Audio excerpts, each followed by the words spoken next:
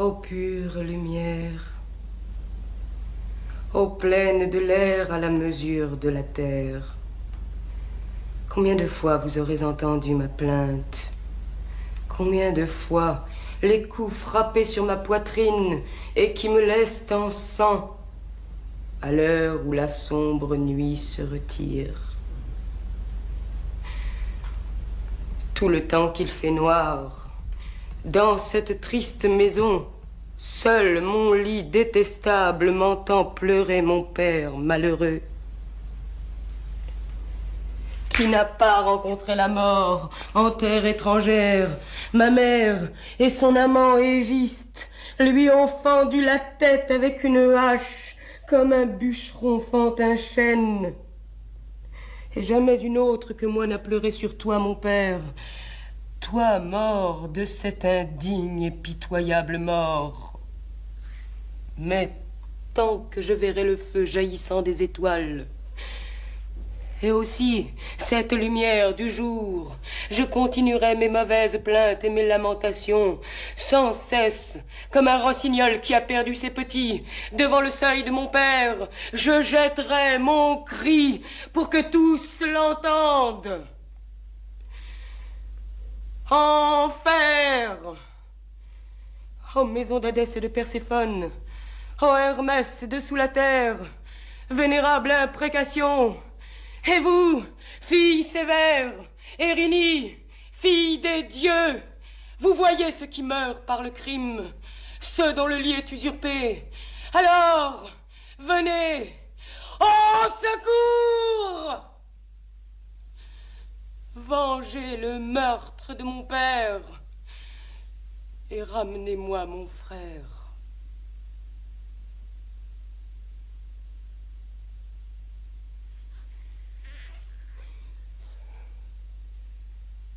Je suis seule.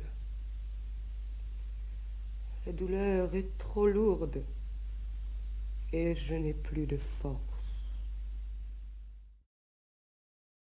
Alors, une littérature latine, je dis littérature entre guillemets, comme littérature grecque ou littérature latine, dans la mesure où ce terme de littérature est en fait abusif, puisque la littérature comme institution sociale n'apparaît pas avant le 19e siècle, et ça, tous mes collègues, entre guillemets, littéraires sont d'accord sur ce point, hein. C'est-à-dire que tout le système de édition, publication, etc., n'existe pas, et en particulier le rôle que nous attribuons aujourd'hui fondamental à la fiction. Dans l'Antiquité, alors, les lettres grecques, c'est quoi? C'est un ensemble de textes qui, alors bon, je donne des exemples, c'est aussi bien les tragiques, Platon, Aristote, les historiens, c'est-à-dire c'est un corpus qui a été constitué vers le IVe siècle pour servir à la formation, on appelle la paideia, des jeunes gens dans les lettres grecques. Et c'est donc à la fois ça permet de fixer la langue, ce qu'on appelle le néo-attique, et le néo-attique aussi bien du point de vue grammatical que stylistique. Enfin, tous les genres littéraires sont ainsi établis. Et donc ce corpus des lettres grecques circule dans toute la Méditerranée et la base de la culture donc de toutes les aristocraties méditerranéennes. Ça a été aussi la base donc de la culture de l'aristocratie romaine jusqu'au 1er siècle avant, disons au 2e siècle avant Jésus-Christ, c'est-à-dire que tous les nobles romains parlaient grec dans leur loisir, savaient le grec, et lorsqu'ils écrivaient des textes entre guillemets littéraires, hein, c'était en grec. C'est-à-dire que le grec était la langue de culture et la langue de distinction. Le latin étant simplement la langue de la politique et de la religion. Et toute l'éducation se faisait en grec. Il n'avait pas d'éducation latine, Et le latin a été transmis, en fait, à l'intérieur des grandes familles, des pères aux fils, afin qu'ils puissent faire de la politique, hein, ou bien assumer des fonctions religieuses. Donc il y avait comme ça un bilinguisme qui correspondait à des usages différents du grec et du latin. Et on a une vision souvent faussée de l'usage du latin. Je donne simplement un exemple, parce que ce sont des phrases que tout le monde connaît ou croit connaître. Lorsque César est mort, on dit qu'il aurait dit, au moment où il est entouré par ses assassins, il aurait vu Brutus, il aurait dit tu quoque mi filis, ce qui est un faux, puisqu'il s'est exprimé en grec, hein, et non seulement en disant Kaïsu Technon, mais ce qui est encore plus intéressant, c'est que non seulement il a parlé grec, mais il a fait une citation de tragédie grecque. Alors, ça paraît bizarre, comme avant de mourir. Alors, est-ce vrai? Est-ce faux? C'est possible. C'est-à-dire qu'en fait, la culture grecque, bon, ils parlent grec entre eux, mais c'est un grec littéraire. Et donc, c'est un grec qui souvent est un grec de citation. Bon, je ne vais pas multiplier les exemples, mais lorsqu'il a franchi le Rubicon, c'est aussi, semble-t-il, enfin, il a dit en grec, et il n'a pas dit Aléa Iaptaest, mais il l'a dit en grec, et semble aussi une citation. Voilà. Donc en fait, donc ça, c'est ce que j'appellerais les lettres grecques, j'appellerais comme les Romains le disent. C'est-à-dire, et alors, ce qui s'est passé, c'est que à Rome, ce qui s'est passé dans aucun autre monde, lieu, excusez-moi, du monde ancien, c'est-à-dire que sur le modèle des lettres grecques, les Romains ont créé les lettres latines. Et c'est un mouvement volontaire, c'est pas, les choses ne sont pas passées comme ça, spontanément. Hein. Et c'est un mouvement volontaire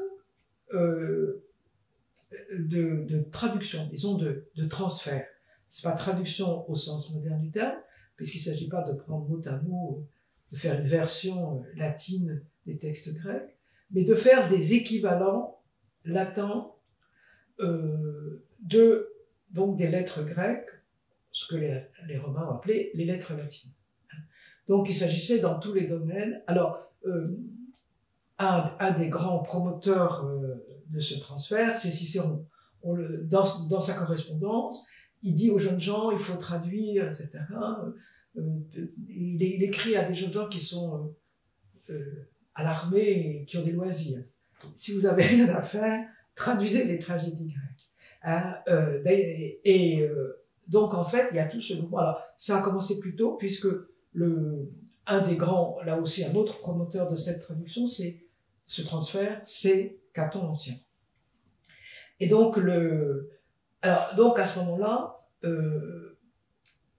les literae latinae vont fonctionner parallèlement aux literae graecae, aux grammata hellenica, hein, et de façon parallèle, non pas pour les remplacer, et, disons en concurrence ou en parallèle. Et il y a donc tout un travail qui se fait et qui a constitué ce qu'on appelle aujourd'hui la littérature latine, et qui était les literae latinae. Et alors, c'est évidemment intéressant à suivre, parce que ça s'est fait donc à partir des lettres grecques par genre. Et les derniers genres qui ont été transférés, c'est la poésie qu'on appelle aujourd'hui lyrique, hein, qui sont les odes, etc., c'est-à-dire la poésie augustéenne. C'est Horace, Virgile, Properce, Tibulle, Ovide. Hein. Et ainsi, on voit que Auguste, enfin, qui est encore, c'est Auguste, Octave Auguste, qui, de façon explicite, donc favorise cette création des literae latinae en créant une bibliothèque dans le temple d'Apollon Palatin, le temple qu'il fait construire après la bataille d'Actium, sa victoire contre Antoine et Cléopâtre. Et dans cette bibliothèque, il prévoit 2 ailes, hein, l'une consacrée aux lettres grecques, évidemment là il y a Pléthore, hein, et l'autre consacrée aux lettres latines qu'il faut absolument remplir. Et on a des témoignages dans des textes de Rast qui dit, qui racontent comment il recrute, hein, et chacun va être l'équivalent d'un poète grec, hein. Et donc c'est comme ça que Virgile se retrouve recruté pour être le nouvel Homère, même que Horace sera le nouvel Alcée, voilà. Donc c'est ça les literae latinae, et là encore c'est un écart par rapport à notre façon de penser la littérature. Donc j'ai fait ce travail, je trouvais très passionnant de voir, de suivre comment ça s'est constitué. Alors non pas d'un point de vue, en prenant non pas un point de vue littéraire, mais un point de vue historique. C'est-à-dire en faisant de cette création des literae latinae un projet politique d'un groupe, de Romains. Hein. Alors, je dis un groupe, en fait, c'est pas aussi défini que cela, mais on s'aperçoit quand même que ceux qui sont tout à fait favorables à cette création des literae latinae, ça n'est pas les plus anciennes familles romaines nobles qui, elles, sont du côté des lettres grecques, mais ce sont ces nouveaux nobles, dont Cicéron est le représentant, qui sont issus des cités italiennes et qui font du latin leur langue, leur langue identitaire. Alors évidemment, cette promotion du latin fait de Rome une cité différente, et qui va lier son identité au latin. C'est-à-dire que Rome devient la ville latine, mais à partir de la langue.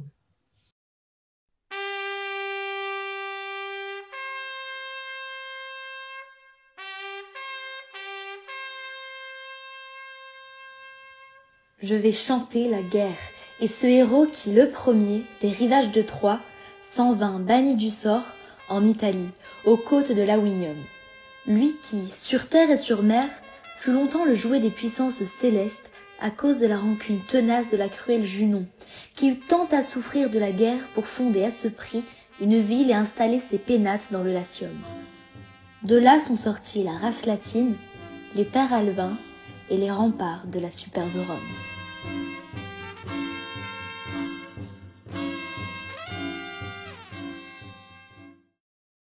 L'identité latine de Rome est liée à, non seulement au fait que le latin soit la langue de la politique, mais aussi c'est la langue de la religion. Et c'est là où peut-être on peut voir le point de départ des literae latinae. En effet, Rome a transféré, depuis la Grèce, une pratique religieuse, un rituel religieux, qui est celui du théâtre. Enfin, ils n'appellent pas ça le théâtre, puisque en Grèce, donc ce sont des concours, les concours tragiques et les concours comiques sont transférés à Rome, non pas tels quels, mais insérés dans un rituel traditionnel romain, enfin disons plus ancien, traditionnel, je sais pas, là aussi, ça n'existe pas depuis tous les temps, depuis toujours, disons qu'ils s'appellent les jeux scéniques. Mais les jeux scéniques étant offerts aux dieux, et en particulier à Jupiter, qui va se retrouver le dieu des jeux, Jupiter Capitolin, c'est nécessairement en latin. En effet, pourquoi ne pas faire du théâtre en grec à Rome, puisque le grec est la langue des loisirs et que le théâtre est offert comme loisir au peuple, c'est un otium publicum, Mais comme ce sont les dieux qui sont destinataires des jeux, forcément, le théâtre va se faire en latin. Alors là, on a avec le théâtre, disons, les jeux scéniques romains, un exemple de transfert qu'on peut suivre de façon assez fine et intéressante. En effet, dans la mesure où les tragédies ou comédies grecques doivent s'insérer dans un autre rituel que celui des concours tragiques et comiques grecs, il y a toute une adaptation qui se fait, hein, puisqu'en particulier disparaissent les chœurs. Les chœurs étant offerts à Dionysos en Grèce, à Rome, il n'y a pas de tradition de chœur. Il n'y a pas de chœur religieux, donc les chœurs disparaissent. Donc toute la structure spectaculaire du théâtre grec disparaît, et il y a donc la création d'un autre système spectaculaire romain, qui est un peu compliqué il faut un peu prendre son temps pour le comprendre, mais disons que il y a différents modes de spectacle. Soit on a des acteurs qui parlent, soit on a des acteurs qui miment, c'est-à-dire qui dansent ce qui se passe, avec un chanteur qui chante le texte, attribué à l'acteur, c'est-à-dire au personnage, et un musicien qui joue avec un instrument qui est une double flûte. Voilà. Alors, ça n'est pas que le théâtre romain soit original pour être original. C'est que les contraintes d'accueil du transfert font qu'il est forcément différent. Voilà. Alors, c'est donc cette structure très spécifique que j'ai été amené à regarder, dans la mesure où, je reviens à l'affaire au début de mon travail, qui était comprendre comment fonctionnaient les textes des tragédies de Sénèque. Et puis après, j'étais amené à faire ça, mais pas seul, sur les comédies. Les comédies, c'est, du point de vue du spectacle, beaucoup plus intéressant. Alors, j'ai fait ça avec quelqu'un qui s'appelle Pierre Le Tessier, qui a donc fait sa thèse sur Plaute et qui maintenant enseigne le théâtre à Paris 3. Mais c'est lui, puisqu'il faut quand même rendre à chacun son travail, c'est lui qui a montré que les comédies romaines étaient en fait des comédies musicales. Enfin, s'il y avait un équivalent contemporain, et que si on ne prenait pas en compte la dimension musicale, toute la structure est musicale dans une comédie romaine, et du coup on ne voyait rien, on ne comprenait rien, et ça devenait nul. C'est sans intérêt. Hein. Si vous voulez, on prend Don Juan et on joue et on récite le livret sur scène. Bon, alors, on dit c'est mauvais. Évidemment.